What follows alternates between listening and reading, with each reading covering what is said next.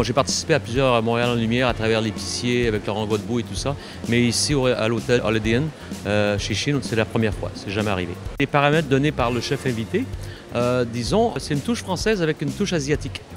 Donc c'était assez spectaculaire un petit peu, je vais vous dire très apprécié et je suis sûr que les invités vont apprécier le repas ce soir parce qu'ils ne seront pas tellement dépaysés, mais ils vont avoir des saveurs complètement différentes à reconnaître. Ce soir vous allez voir de l'anis étoilé, la purée de mangue, les vinaigres chinois, les vins de cuisson chinois qui sont incorporés dans les sauces.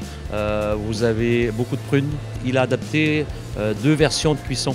La cuisson cantonaise chinoise typique, qui est un peu plus frit, bon, on dirait tempura si vous regardez les japonais, mais c'est comme deux cuissons en friture pour le homard. Et quand il arrive après ça avec le short rib de bœuf, c'est réellement le braisage qu'on connaît en cuisine française, mais avec des épices complètement différentes. Donc le look est pareil, mais le goût n'a rien à voir. C'était ça le but de Montréal en Lumière, c'est de faire découvrir les saveurs d'ailleurs à nos gens du Québec. Donc on a beaucoup de Québécois qui sont ici, quelques familles chinoises, parce que la réputation de M. Tian est faite. Est-ce que vous, de votre côté, ça vous a apporté quelque chose de voir quelqu'un d'une autre culture? C'est réellement d'autres techniques. On apprend des techniques. Dans notre métier, en cuisine, on ne se le cachera pas, c'est une évolution constante. Donc on apprend toujours des personnes comme ça qui viennent. Même si ça fait 37 ans que je fais ce métier, j'apprends toujours et je vais toujours apprendre.